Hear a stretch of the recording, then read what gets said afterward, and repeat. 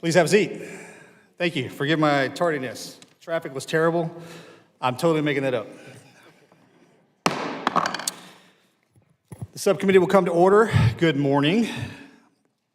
Today we are here to take a closer look at whether the Veterans Benefits Administration is responsible for steward of the more than $100 billion taxpayer dollars that Congress provides every year. In short, that means paying each veteran the correct amount of benefits they have earned. When VBA makes underpayments, veterans' budgets get stretched. And when VBA makes overpayments, taxpayer dollars are wasted and veterans and their families get put into difficult positions of owing debts to the VA simply because VBA makes a mistake. Year after year, VBA leaders have failed to clean up their policies, which they are most certainly working on, procedures and element improper payments in the pension programs. Over the last year, the pension program issued over $1.3 billion in improper payments. That's an error rate of over 10%. Over $860 million were overpaid within VBA's control, usually because they failed to properly use some of the data or information that they have access to. Much of the overpayments were due to the VBA's failing to do their due diligence and veterans benefits income information from the Social Security Administration. That income information was inaccurate for over a decade. When VBA stopped relying on the Social Security income data, they started depending on only veterans to self-report any changes in their income. This was a massive error. Many of the veterans did not understand that they had to report or they were unable to do so. We appreciate that several senior VA leaders have stated that the veterans will not be forced to repay the pension overpayments, but this never happened. This should have never happened in the first place. If VBA has already implemented a reasonable, effective policy at any point during the last decade, the improper payments would have been reduced before they even go out. The improper payment situation in the disability compensation program is not very encouraging either. VA has declared victory here, but the underlying data is a bit murky. In 2021, someone at the VA determined the improper payments had fallen below the reporting threshold, so they permanently stopped reporting. They also stopped sampling and testing the payment data. I understand they are still doing risk audits, but that seems to involve reviewing policies and procedures, not crunching the payments that are necessary. Meanwhile, we are consistently encountering examples of incorrect compensation payments. Just 2 weeks ago, surviving spouses testified at the full committee hearing that VBA's long delays in discontinuing dependencies and indemnity compensation payments are creating overpayments debt that surviving spouses have to repay. In September, we had a subcommittee hearing where we examined VBA's failure to process over 81,000 veterans' requests to add or remove dependents. We still don't know exactly how many overpayments or underpayments that were created. Again, I appreciate the assurance we have heard from the VA that it won't claw back these debts from the veterans that were caused by the VBA's mistakes. But this is just another example of how accounting problems cause serious problems. I've looked forward to hearing from our witnesses about a strategy to resolve the pension improper payments and a better explanation about the disability compensation improper payments thus far. Transparency is crucial so veterans can have confidence in VA and the taxpayers can trust that their money is being well spent on those that have earned it. Today we are going to be hearing from VA and the Office of Inspector General. I want to thank everybody for coming. I yield to the ranking member for his opening remarks. Thank you, Mr. Chairman. Clearly the issue of improper payments, whether they be overpayments, underpayments, or a result of waste, fraud, abuse, or simple human error, is a concern that I share with my colleagues on both sides of the aisle. We all want to ensure that VA is good stewards of taxpayer money, that programs are efficiently and effectively run, and that benefits are accruing to those we intend. However, we must always remember that the programs designed by Congress and implemented by the executive branch are by, for, and about human beings, and are subject to all the flaws and frailties that humans have. Humans make mistakes despite their best intentions, and so I think we must focus our attention on ensuring that programs have strong internal controls and that everything is being done to get it as right as possible. So I appreciate you, Chairman Luttrell, for holding this hearing to examine improper payments at the Veterans Benefits Administration. I will express some concern over the unnecessarily provocative title of this hearing, as it presupposes malfeasance without this subcommittee having received evidence of such. So I look forward to hearing testimony from VBA and VA's Office of Inspector General today and learning about the extent to which they are doing all they can to hold themselves accountable and guard program integrity. We must remember that the mistakes of human nature don't equal malice, and they certainly don't present evidence of illegal activity. Thank you, Mr. Chairman. I yield back. Our witnesses from VA today, Mr. Ronald Burke, the Deputy Undersecretary for Policy and Oversight in the Veterans Benefit Administration. Mr. Burke is joined by Ms. Lashiko Graham, Chief Financial Officer for the Veterans Benefit Administration. Mr. Brent Aranti, the Deputy Assistant Inspector General for Audits and Evaluations, will testify on behalf of VA's Office of Inspector General. Mr. Aranti is joined by Ms. Dana Sullivan, Director of Claims and Appeals for OIG's Office of Audits and Evaluations. I'd like to swear in the panel, so please stand. Raise your right hand. Do you solemnly swear that the testimony you're about to provide is the truth, the whole truth, and nothing but the truth to help you God? Thank you, and let the record reflect that the witnesses have answered in the affirmative. Thank you for being here today, Mr. Burke. You're now recognized for 5 minutes to deliver your opening statement. Chairman Luttrell, Ranking Member Pappas, and other members of the subcommittee, thank you for inviting us here today to discuss VA's financial management policies and practices. Joining me today is Lashiko Graham, the Chief Financial Officer for the Veterans Benefits Administration. Mr. Chairman, at VA, we believe that veterans, their families, and survivors have served and sacrificed for our country. We take our mission to serve veterans very seriously. We also take our responsibility as stewards of taxpayer dollars equally as seriously, and want to assure Congress that VA is not illegally spending taxpayer dollars. VA works diligently to safeguard veterans and beneficiaries' financial well-being by using a range of strategies to proactively address and mitigate potential improper payment issues as quickly as possible. Improper payments, such as overpayments, occur in less than 7% of award actions processed by VA. For example, in fiscal year 2023, VA processed over 4.2 million award actions, of which improper payments occurred in 6.87% of those actions. We are committed to reporting improper payments to Congress and have made significant improvements to identify and prevent such payments. VBA began reporting improper payments to Congress in 2004 as required by the Improper Payment Information Act of 2002. Since then, there have been a series of laws that aim to identify, prevent, and recover improper payments in federal spending. The current law is the PIIA of 2019, signed into law March 2nd, 2020. PIIA and OMB require programs determined to be at significant risk of improper payments, either improper payment rates of both 1.5% of program outlays and $10 million, or $100 million, to produce statistically valid estimates of improper payments through sample testing.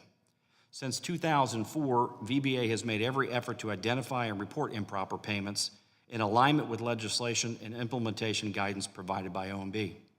Currently, VBA pension is the only program still required to report improper payments. All other programs were removed from testing requirements with concurrence from the Office of Inspector General. VBA's disability compensation program demonstrated commitment to improve payment integrity through the implementation of effective corrective actions.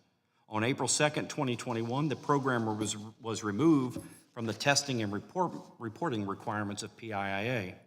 However, VBA's disability compensation program is still required to perform annual risk assessments and recapture and recover activities.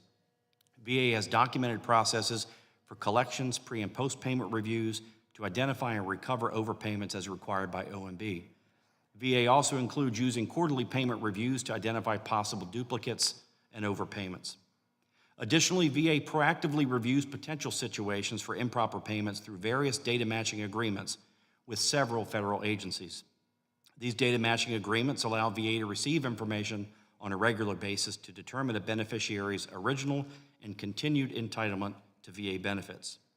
This assists in identifying improper payments to beneficiaries with the intent to reduce potential overpayments that would otherwise be discovered based on information reported by the beneficiary or their fiduciary. VA currently has interagency data sharing programs with the Social Security Administration, the Internal Revenue Service, the Department of Justice, the Federal Bureau of Prisons, the Defense Manpower Data Center, and the Department of Defense. In addition to our commitment to reporting issues to Congress under the law, VA also ensures transparency for issues concerning improper payments discovered by VA. As an example, in 2011, VA discovered a data quality issue with the results of the Social Security income match, which is a computer matching agreement with SSA used to validate SSA income for pension recipients. From 2011 through 2017, VA continuously collaborated with SSA to resolve this issue. On March 13th of 2021, VA and Social Security reestablished the SSA income match, resulting in the creation of large beneficiary debts going back several years. Recognizing the hardship and distress that these debts may have caused, on November 2nd, 2023, VA paused the collection of all established debts and the establishment of new debts. VA will not collect debts associated with the data quality issue and will refund any payments made on these debts. As of February 1st, 2024, VA has determined that approximately 12,369 beneficiaries have been affected due to the SSA match data quality issue. This population is still being assessed for a total overpayment amount. VA remains committed to ensuring that claimants affected by VA delays in processing overpayments due to the quality data issue with the SSA matching program are not negatively impacted. It is important to note that anytime VA is required to establish a debt, such as when VA proposes to reduce or terminate a benefit based on information or evidence from a third party received by VA, all beneficiaries are afforded due process rights under the Constitution. This means that before we take any adverse action, VA provides a statement of our proposed decision, including all of the details, in order for the beneficiary to have ample understanding of VA's proposed decision, and then provides the beneficiary 60 days to respond. In addition to due process rights, the beneficiary is also afforded their right to present evidence, request a personal hearing, and to have representation. This helps beneficiaries by explaining the basis for a proposed adverse action and provides ample time to submit evidence showing why the action should not be taken. However, any time a debt does need to be established based on evidence and after due process is afforded, beneficiaries will have all existing debt relief opportunities, including requesting extended payments, requesting a waiver, or disputing the debt. Debt relief is available through VA's Debt Management Center for all benefit debts to include a waiver, suspension, compromise, or payment plan. All debtors may be eligible for VA's financial relief options mentioned above, in addition to filing a dispute or an appeal. Across VA, we are committed to providing the high-quality care our veterans have earned and deserve. We continue to improve services to meet the needs of our veterans and their families. We are grateful for the resources that Congress has provided to VA and pledge to do all that we can to ensure they are used as effectively as possible. Thank you for the opportunity to appear before you today. Mr. Chairman, this concludes my statement. My colleague and I are prepared to respond to any questions you or other members of the committee may have. Thank you. Thank you, sir. The written statement of Mr. Burke will be entered into the hearing record. Mr. Arante, you're now recognized for 5 minutes to deliver your opening statement. Chairman Luttrell, Ranking Member Pappas, and members of the subcommittee, thank you for the opportunity to testify on the Office of Inspector General's oversight of the Veteran Benefits Administration's compensation and pension programs. These programs provide critical support to veterans, their survivors, caregivers, and family members. As you noted, I am accompanied by Ms. Dana Sullivan, who has led many of our reviews of VBA programs. The OIG focuses on illegal and improper payments of all kinds, whether it is criminal fraudulent investigations, audits that examine underpayments and overpayments, and reviews of potential waste. Our independent oversight teams are dedicated to making meaningful findings and recommendations that advance VBA's efforts to provide prompt and accurate benefits and services to eligible recipients while making efficient use of its funds. We know that many veterans and other beneficiaries rely on their monthly benefit payments and that their well-being is at risk when significant claims processing errors are made. Our oversight work helps VBA identify deficiencies in their processes, systems, and internal controls that can lead to corrective action and make its leaders and personnel better stewards of taxpayer dollars.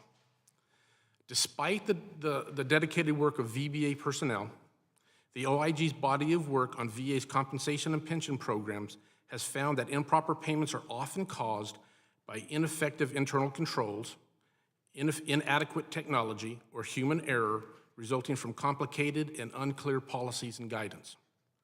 In my written statement, I describe how VBA struggles with designing, implementing, and monitoring its technological infrastructure and processes. We see areas that require continuous improvement, such as strengthening oversight, guidance, and communication between VBA headquarters and staff located in the regional offices. An example of inadequate supervision occurred when VBA staff did not review 917 fugitive felon actions, for which we reported in 2022. The OIG confirmed that VBA received this information to process. However, the relevant information was sent to just one individual's email address, who was responsible for determining if benefit payments should continue or if they should be suspended based on fleeing from a felony. This created a single point of failure when that individual was out of the office and missed the email. This type of incident is mitigated with stronger VBA internal controls. In another report, we found VBA continued to send payments to veterans for up to 7 months after their deaths. VBA staff did not realize this error in processing until the OIG identified the mistake during our review of the Social Security death match process. VBA officials did not provide sufficient monitoring at that time to prevent or identify these types of errors. The OIG is committed to providing effective and independent oversight of claims processing activities and VBA operations.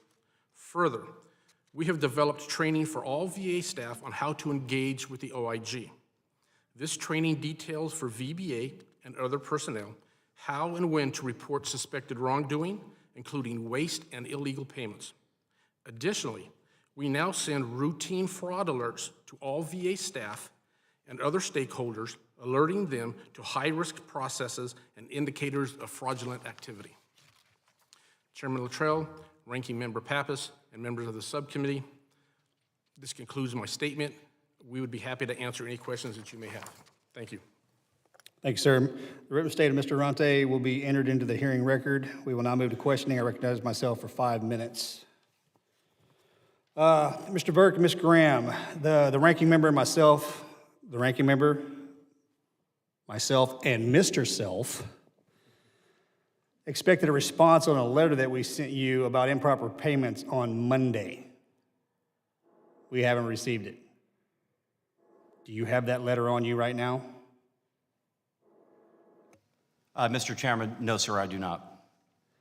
So now I'm compelled to ask you why you would come to our committee in front of us and the ranking member and myself and not have the answers to the questions that we're requesting. Can you look me square in the face and tell me why that's happening? Because what I want you to understand is that he and I are taking this very seriously. The whole committee is, all right? And we just don't sit down and write these letters to send out just so you don't respond to it. Now, I'm going to wire brush you a little bit, okay? Because you knew you were coming here. Whether or not you expected me to ask you about this, or is it Ms. Graham, either one of you, I got both your names in front of me. Which one of you, is it you, sir? It's me, sir. Okay. Now, I would request that you have that to me before you walk out of here, which I don't think you're going to be able to do. But if you can have that to me by the end of the week, I would appreciate that.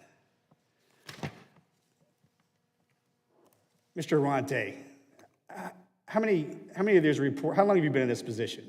I have been in this position since 2015, and I have been with the OIG since 2008. Okay, so are these reports that you're giving us today, are there similarities from last year, the year before, the last 5 years, and the last 10 years to this particular these particular issues of overpayment? Yes, sir. Every time that we look at an area that involves claims processing, without failure, we find underpayments and overpayments. How much money did we overpay?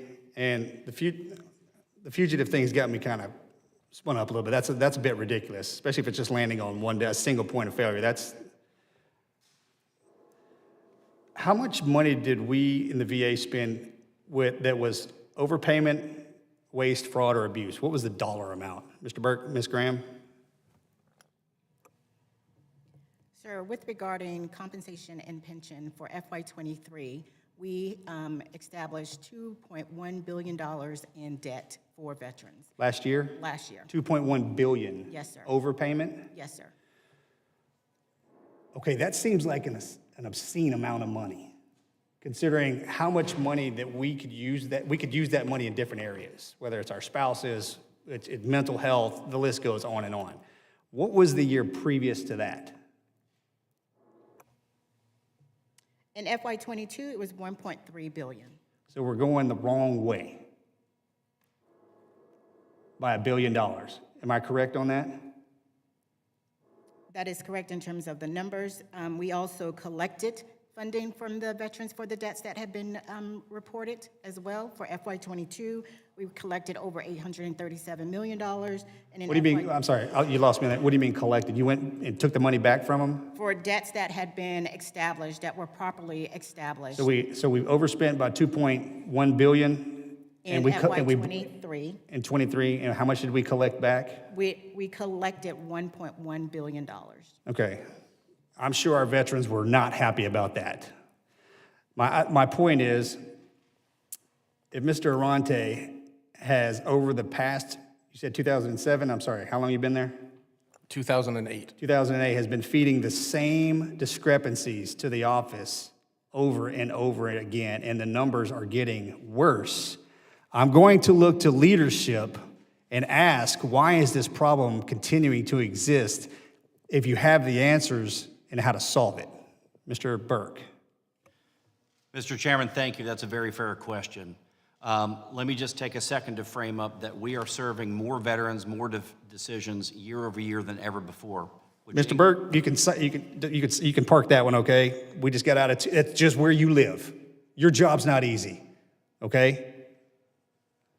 And you can't give me the because we got more veterans coming. Guess what? They're going to continue to do so, okay? So I can't go home and blame the veterans for being veterans.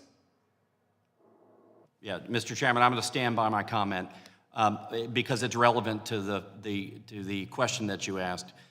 We are, as we do 4.2 million award actions, it does increase the amount of opportunity for either human error and the like. What I do want to point out is, yes, we do appreciate the oversight from the Office of Inspector General. We have learned from those trends.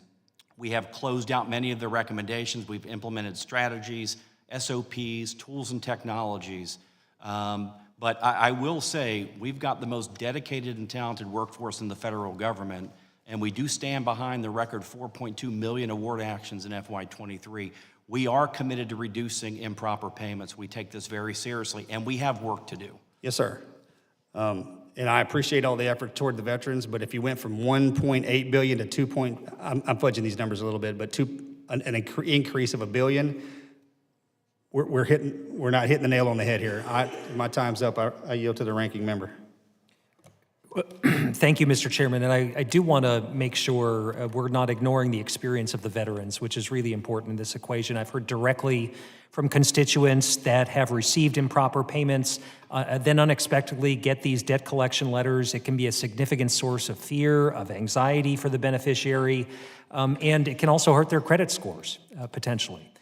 So I want to know how VBA is minimizing the impact on beneficiaries who either establish those debts or, how do they work to forgive those debts, especially when the veteran has done nothing wrong. They provided everything they need to, and through no fault of their own, they receive one of these debt collection letters. So what recourse do they have? What support can you give them? Yes, sir. Thank you for that question. We are very sympathetic to the customer experience. In this case, our customer are veterans and beneficiaries, obviously. And so it's important to note that not only by the Constitution do we serve appropriate due process rights, but in our proposed decision letter, we are letting veterans and their representatives know the rationale behind any proposed adjustment. We've worked to soften the letter content to make it a little bit more veteran-friendly, beneficiary-friendly. We do serve the due process period, and currently we are taking full advantage of the provisions in the Cleveland-Dole passage that allow us to waive debts that are not the responsibility of the beneficiary. Okay, and how do you communicate that? Is it just through the letter with the softened language to the veteran? I know there are new authorities that came about from legislation that we pushed in the last Congress.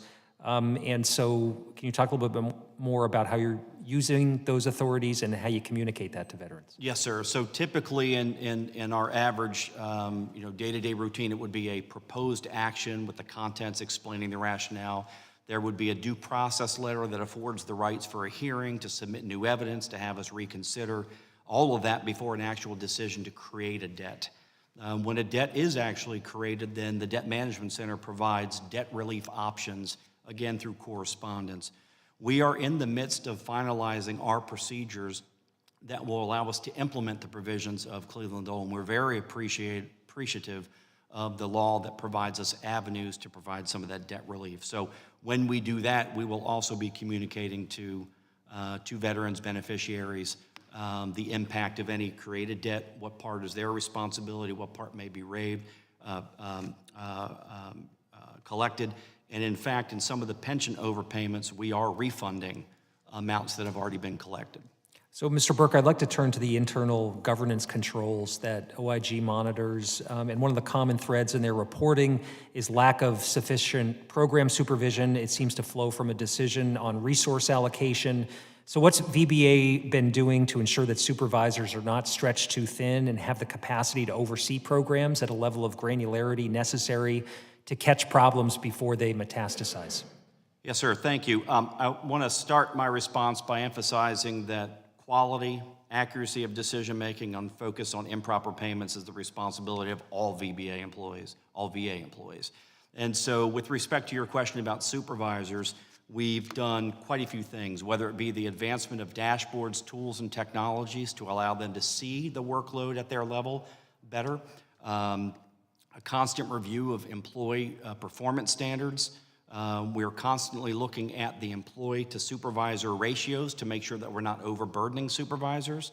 We're also looking at the ratio of quality review team personnel to ensure that we have an ample number of folks reviewing the quality of work. And we're also making sure that the responsibility doesn't solely fall on first-line supervisors in our regional offices. There are program offices, there are tools and technologies that need to be done at the central office level to assist that supervisory burden as well, and we're committed to continuing that approach.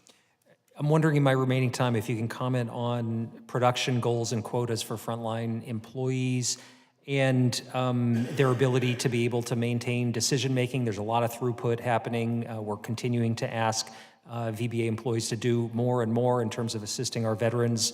How it seems like you can realize more erroneous payments as a result of that. Can you comment on how that plays out with respect to some of the production goals? Yes, sir. Thank you. And I'm proud to say I'm here representing the best workforce in the federal government. Our employees in the field and central office are doing a fantastic job. Room for improvement across the board.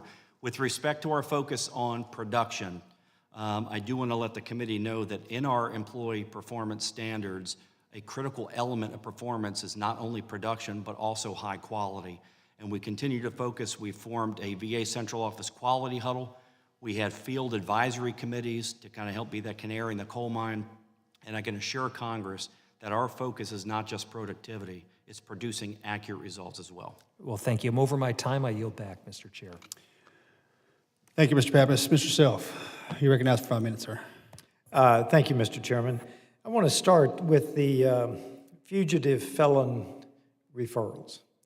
I think I understood that it was human error or process error that you did not process 2,000 of those. Is that correct? Which would you characterize it as?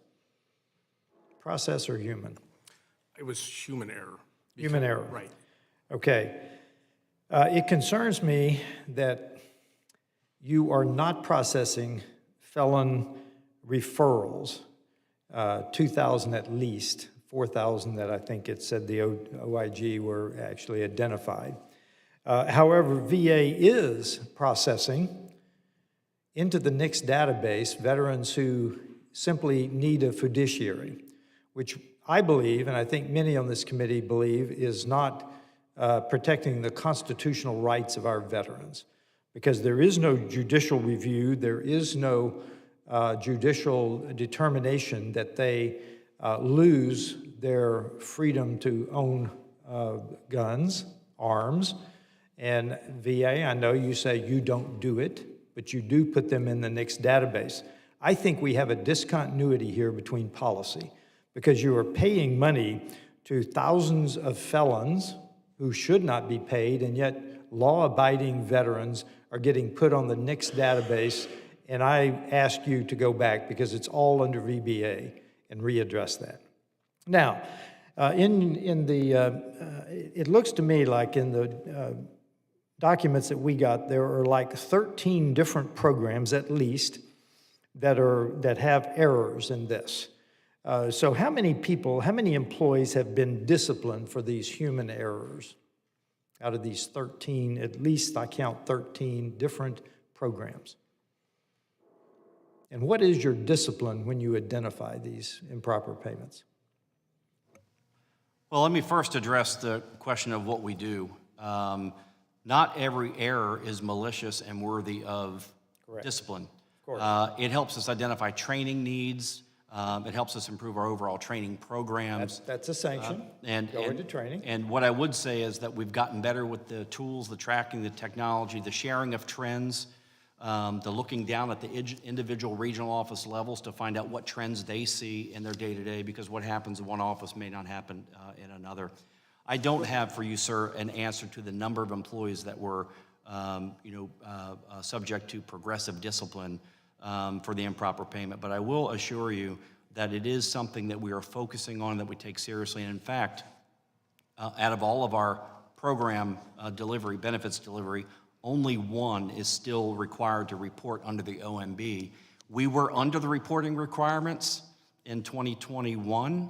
Unfortunately, in 2022 and 23, it increased. In 2022, the improper payment rate went about 11.5%.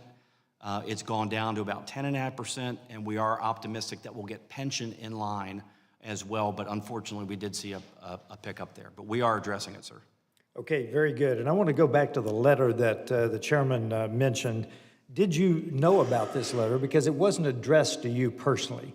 Did you know about this letter? Because in our testimony this morning, we found out that congressional letters may or may not be read in order to be acted on. Did you know about this letter? And again, you were not the primary addressee. Yes, sir, I did know about the letter. Okay, thank you. With that, I yield back, Mr. Chairman. Thank you, Mr. Self. Mr. Crane, you're recognized for 5 minutes, sir. Thank you, Mr. Chairman. This seems like quite the problem when we have a national debt like we do, $34 trillion, $200 billion deficit every single month. What's the problem? I'm going to start with you, Mr. Arante. In your opinion, what's the problem? Yes, sir. I think the fundamental problem is VBA does not prioritize the development and the following of internal controls. I don't think it's the first thing that comes to their mind when they develop a program or a process or a technology. Strong internal controls mitigate what Mr. Self was indicating, the human error. That is one purpose of the internal control. Why not? Why not, Mr. Arante? Why do you think they don't? Because I think they based on our work, I see they put a lot of emphasis on processing claims, and I understand that commitment. They have to make a business decision, right? That they're trying to get claims out and get benefits to veterans as fast as they can. I think that there's tension there between speed and quality. Yeah, absolutely. And I think there's tension between speed and internal controls. And sometimes I don't think they test processes to break them to find out where they need to have internal controls. Instead, I think they implement a process or they implement a program, and then as things break down the road, they fix it. That's where I think. You said you've been doing this for a long time, and this has been a long-standing problem. Is that correct? Yes. So clearly this problem is getting worse. Have you ever seen anybody in the VA held accountable? Yes. Yes, sir. Can you give us some examples of that? So, sure. Actually, this was Ms. Sullivan and I. A couple of years ago, we received a tip from senior VBA leadership that they were looking at one of their internal reports, and they felt that there was fraud, ongoing fraud, at one of the regional offices. So myself and one of Ms. Sullivan's staff, we went down there and we investigated, and not only did we find one staff committing fraud, we found two. And those folks we referred those to our criminal investigators. They followed their process. They determined there was fraud. They took it to the U.S. attorney, and both of those gentlemen were released from work. Okay, but those are probably pretty small examples of fraud. We're not talking to the tune of, $2.1 billion overpayments in fiscal year 23. I'm talking about at the high level. Like, you got Mr. Burke in here, Ms. Graham in here. Have you ever seen anybody at high levels of Veterans Affairs held accountable for this unbelievable amount of waste and abuse with the American taxpayer money? I'm not familiar with any instance, sir. Yeah, and that's why you continue to see this happen over and over again, which is why, so many people don't want to see as few things put under the control of the federal government as possible, because it's inherently known for having such high rates of fraud, waste, and abuse, and nobody ever gets held accountable, right? Not at the senior level like you were implying, sir. I have not seen that. Yeah. Ms. Graham, do you accept any of the responsibility for this unbelievable amount of waste and abuse? Sure. In the time that I have been in this position as the Chief Financial Officer, it is incredibly important that we get this right and that we do all that we can. That's not what I asked you. To mitigate. Do you take any accountability or any responsibility, yes or no? And if you don't, you don't. Just let me know. Do you yes or no? Yes, I take full responsibility because I am the Chief Financial Officer. Okay, so when we're talking sums of money like that, when we're talking $1.3 billion in fiscal year 22, and now $2.1 billion overpayments in fiscal year 23. Why are you still in that role, ma'am? If you're taking responsibility and ownership, why are you still in that role? Sir, I was just put in this role like 30 days ago. Well, that makes sense. So, exactly. Okay. So, but nonetheless, I am in the role and I take responsibility for being in this role. There's a lot that we are trying to do going forward to try to mitigate any type of overpayment for veterans in general. There's a lot that we're doing to try to ensure that they receive due process and that we correct it and we use all of the statutory obligations governed to us about how we process that to eliminate that and mitigate that to the best of our abilities. Well, ma'am, you definitely have your work cut out for you, and I apologize for not knowing that you just took the job 30 days ago. But I hope you can straighten this out, because at the end of the day, this money doesn't belong to me, doesn't belong to you, it belongs to the American taxpayer. And this happens all day, every day up here, and nobody ever gets held accountable. And it's why we continue to see this fraud, waste, and abuse continue to be out of control. Thank you, Mr. Chairman. I yield back. Thank you, Mr. Crane. Ms. Graham, I do not envy the rucksack that you're going to have to carry around for the next couple of years. You decided that the VA does not have to sample and audit the compensation payment data. Why? Under the Payment and Integrity Act, for the thresholds that are required, compensation had met those thresholds and were not required to report to OMB or be published in our agency financial report. However, they do conduct annual risk assessments to determine if there are still any overpayments being committed or obligated within that organization. They don't seem to be working. Is that a fair statement? Well, they are below the thresholds that are. What's the what's the threshold? The thresholds are for significant payments, it's 1.5% of program outlays and $10 million of activity, or $100 million. The programs must report. $100 million seems like a pretty long stretch. Shouldn't it be like?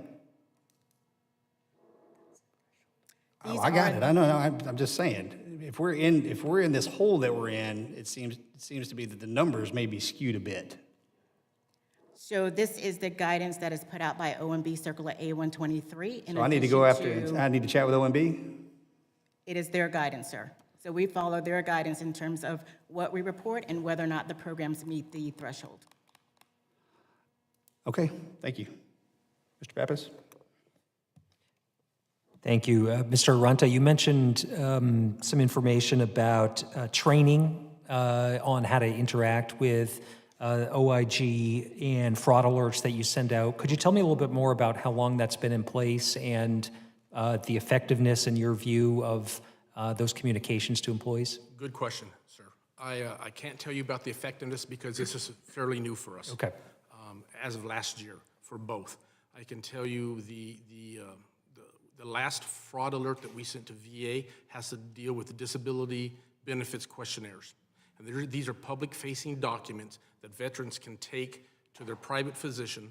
Their private physician can delineate what they think is wrong with the veteran. Then the veteran submits that to VBA for as medical evidence of a disability. One thing that we haven't found it. I can tell you our criminal investigators are working on certain situations that we have become aware of, and some of those situations VBA has notified us about, where there may be some bad actors out there and trying to take advantage of veterans. And these DBQs, what we're asking VA staff to look at is when they are reviewing evidence to determine if a disability exists and what the level of disability is, if they receive these DBQs, to check them for possible indicators of fraud, such as no signature, the physician being one that we have seen where the physician was a chiropractor and he was providing a heart diagnosis. Those are the types of indicators that we have asked staff, and we're making staff aware of that across the VA. Please look at these indicators and help us. So you're generating information both from VBA in terms of what they're seeing on a day-to-day basis and also from your investigations and what they're finding. Absolutely. Now, how does that information stay relevant with respect to trends in overpayments? And is that part of the training that you're offering? Yes. So how that affects the trends is if the DBQ is fraudulent and you have this chiropractor giving somebody a heart condition and providing information, this veteran could be entitled to benefits that they are not entitled to, and then there's where the overpayment begins. Okay. And Mr. Burke, could you comment on how you think, how effective you think this has been for VA employees? Yes, sir. Actually, I think it's been effective to this point and will continue to be effective. You know, VA has hired thousands of new employees that have no prior interaction or involvement with how to respond and interact with the Office of Inspector General. So I think the fact that we're taking the advantage of the required training, and now many more of our employees are getting that, I think it's a good start to their career to learn how to detect these, you know, fraudulent opportunities and interact with the IG appropriately. And in the end, that will help reduce things like overpayments and underpayments. And so does this supplement other information that you're putting out to employees internally that will help them work on best practices, find areas where there are, errors that, can be generated and help them learn from mistakes that are made? Yes, sir. In fact, while we're sitting here today, we have all of our division-level Veteran Service Center managers in Atlanta at a training symposium, and they are learning about quality trends, findings, and we are talking about overpayments, underpayments, and things of that nature, and training opportunities. So we do take those best practices, we share those with one another, and we do work and focus on reducing errors and improving our quality. Well, thanks for giving me some background on that. We've got to see that bear some fruit here as we move forward, and I hope you'll keep us updated on the progress there. I yield back. Thank you, Mr. Pappas. Mr. Self, would you care to go, or do you want Mr. Siskowine to step in? Thank you, Mr. Chairman. I do have duties on the floor soon, so I appreciate your indulgence. Just three quick questions. Can you give me any GAO recommendations that you have closed recently? Because I know you always have outstanding GAO recommendations, quite a few.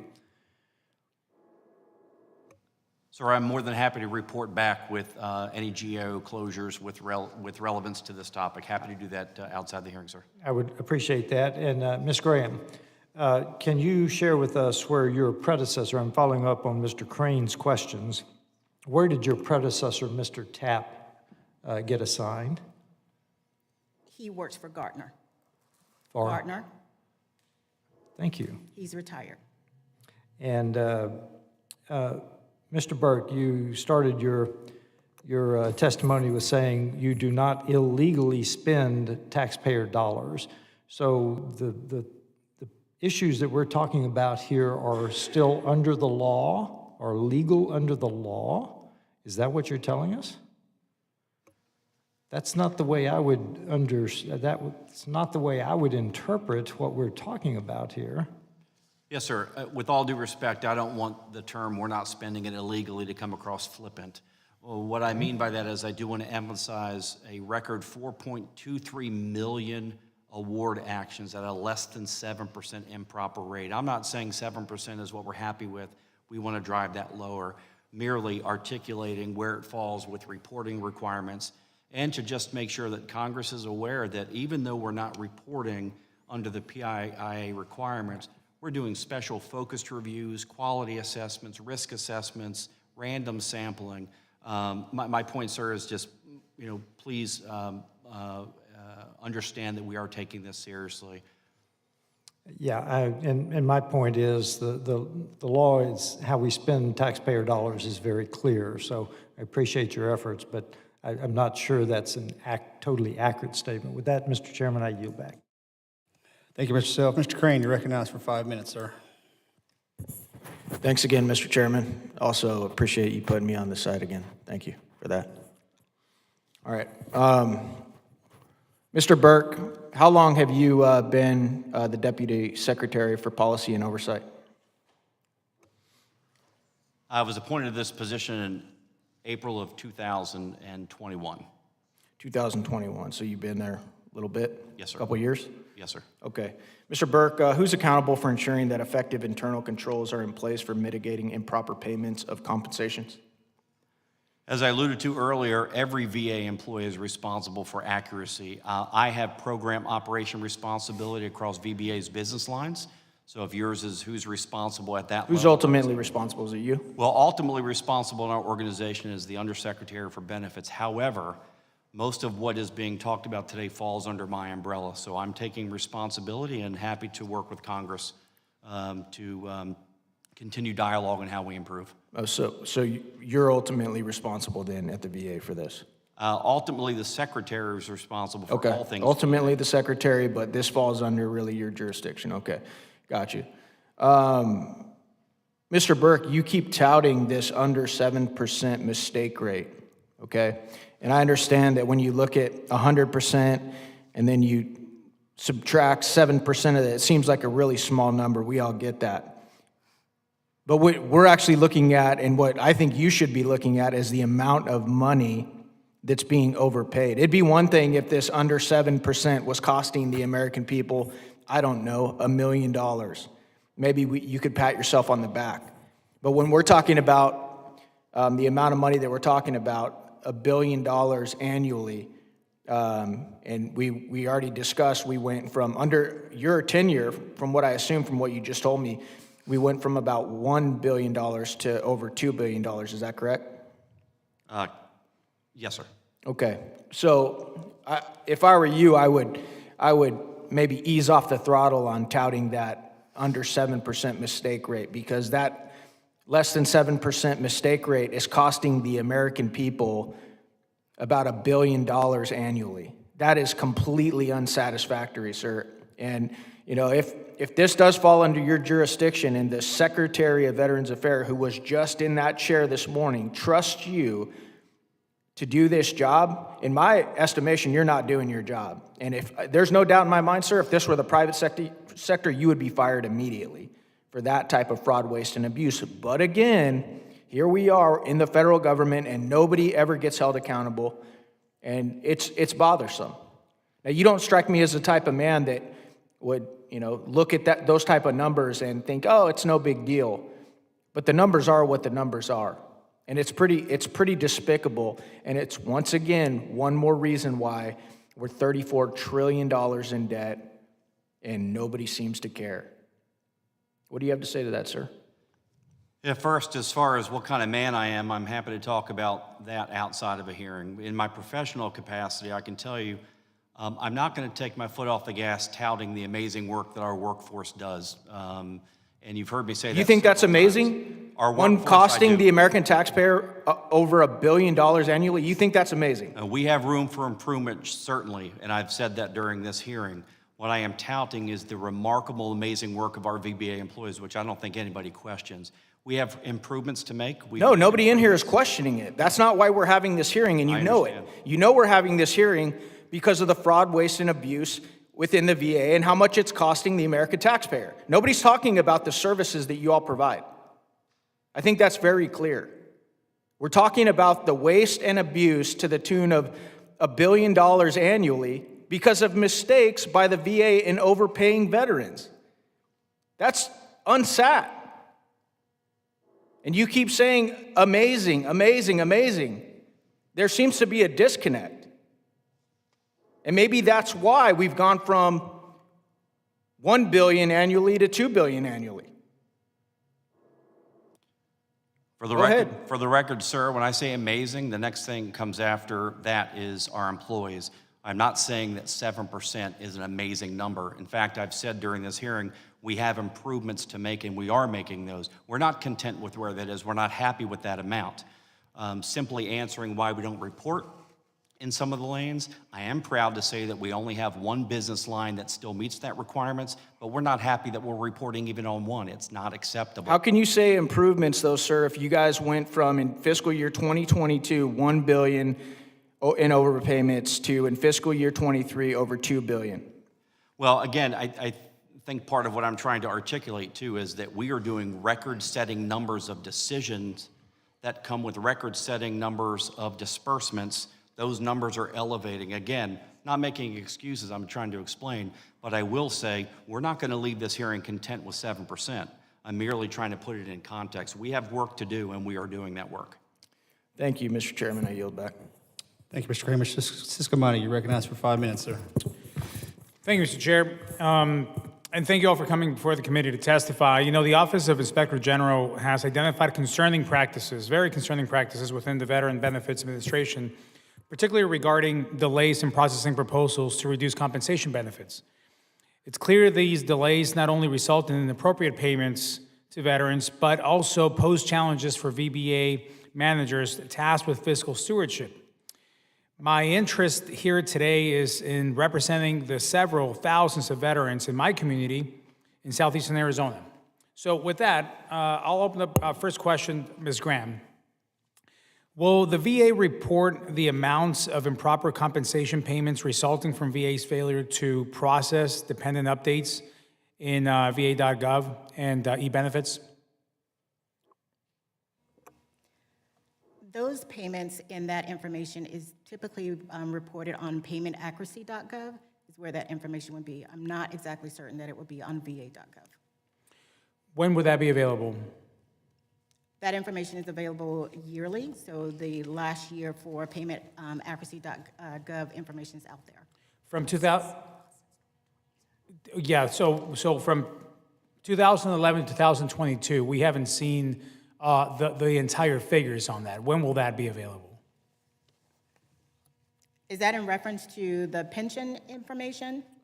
That's in the compensation payments from the failure to process the dependent updates. I'll have to take that back and get an answer for you, sir. Now, Mr. Burke, my understanding is that the VA canceled in-person disability compensation exams during the COVID-19 pandemic to reduce overpayments resulting from delayed processing of proposed reductions of compensation. Now that in-person exams have resumed, what is the VA strategy to sustain the decrease in overpayments? Yes, sir. Thank you for that question.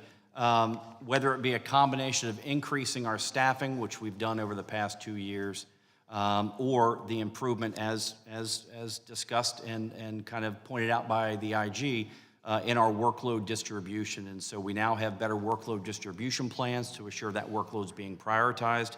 We've also increased our resources, both in the Veteran Service Representative and our Rating Veteran Service Representative positions to handle not just a particular type of workload, but all workload relevant to veterans and beneficiaries. Mr. Burke, on the same line of question as before, I understand that from 2011 to 2022, the VA received inaccurate income data from SSA, as we were discussing, and that therefore VA relied on veterans to self-report changes in income. Did VA implement any reasonable interim policy to verify income during that decade? Yes, sir. Thanks for the opportunity to address that, because I want to make sure that Congress understands there was not a lapse of 10 years with just taking self-reported information. We did in 2011 discover the data quality issue, but in 2013 and 2014, new procedures were implemented, both an upfront verification process that took not just Social Security information, but federal tax information from the IRS.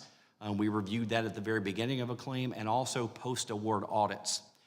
Meaning after a benefit was provided, we did samplings of cases to make sure that the benefit was granted properly.